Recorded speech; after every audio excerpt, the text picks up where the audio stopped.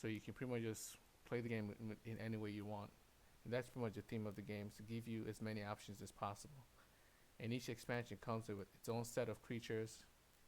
So if you like a certain expansion, you pretty much have I try to make every expansion its own mini game, where it has its own theme, has set of um its own set of cards that work together. You know, they synergize together, so you can pretty much, and they have as many. I try to create as many options as possible for each expansion, so you can literally just play the game using only one expansion. You know, using cards from only one expansion, and never run out of options to play. You know, of decks to create. At the same time, you can still mix and match between different factions. I mean, different expansions and different factions, and different crystal costs. Because each crystal cost, there are different types of crystal costs, depending on the faction, depending on the expansion, and depending on the hero that you're playing. So you can mix and match between each expansion. You can mix and match within expansions. You can mix and match heroes, because heroes have multiple skills. For example, I'm planning to create at least 100 plus skills for each hero, each of these heroes. So there's 7 heroes. Sorry about that. There's 7 heroes, and each hero there's 7 versions of them, and each version has four different copies of it. And then the skills also have. I'm trying to create at least 100 skills. Each 100 unique skills. So if you want to play a hero, you can play it as many times as you want. You can change your gameplay while playing the same hero. You can switch cards. You can switch skills just to see which one works.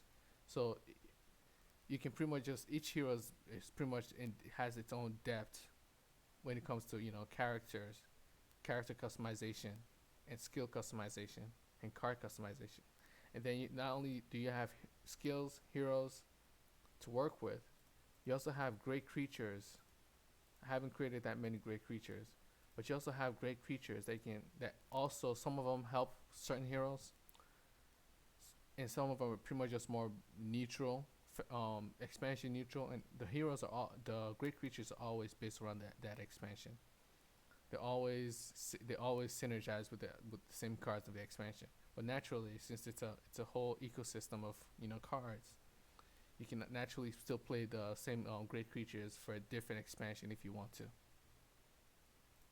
Let's say for this, there right now there's only 5. I've only created 5 great creatures, but from previous expansions, you can see that like the Rise of the Burning Clan expansion, there's over 28 great creatures that I've created, and I have more, but I just haven't added them to created cards out of them. At the same time, so not only do you have these great creatures to work with, and some of them have common, rare, unique, and brilliant versions, while some don't. You also have great creatures from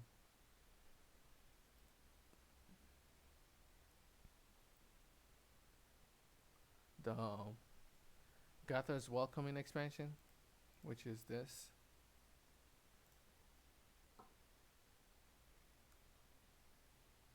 So they have great creatures to work with from this.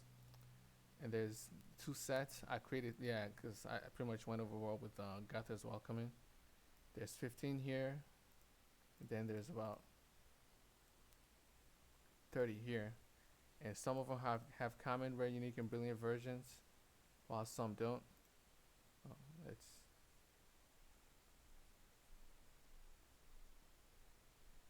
I don't really think this is all of it. Old Saboteur.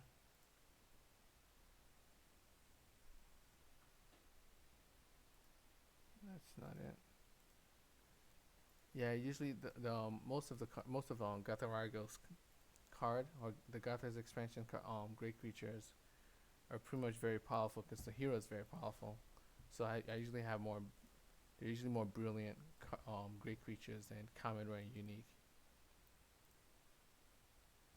So this is the creature. Yeah, the Godwrath expansion is pretty much more token creatures based. So it'll probably work well with this hero because this hero also has a lot of it's also token creatures based and squire based. So I would like to see the synergy that goes that's comes up between these two expansions, because this expansion can be played using it's pretty much just more of a neutral expansion where you can use it. You can play the cards of this expansion using any crystal that you want. So it just makes it much easier to play the heroes.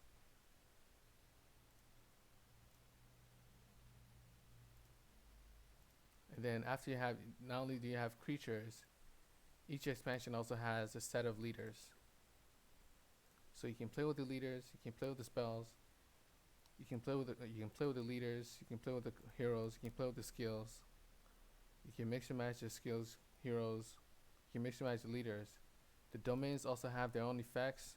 They're advanced domains that have their own effects, so you can play with the domains as well. And they also have four copies to choose from. And then they have crystals as well that also have 4 copies to choose from. And there are also different varieties of crystals. And they all do their own thing too. So the game really gives you a lot of options when it comes to creating your deck. And the purpose of having these 4 copies is so that decks do not have to when you create a deck or you see a deck online and you actually like that deck, if you want to change, you can tweak the deck. You don't want to change the cards in the deck, but you don't really like the way the deck plays for you.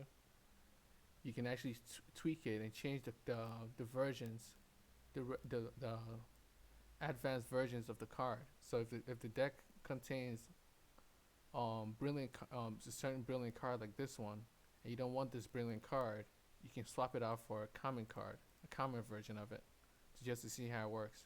So decks gives you more freedom when you're building a deck, and when you're copying the deck from somewhere on the website online. And also if you're playing if you want to play the same deck again, you like the deck, but you just want to see how to play with different with the different version of the cards, you can also do that. So it really gives you more variety of how to how to play your own deck, how to play your own game.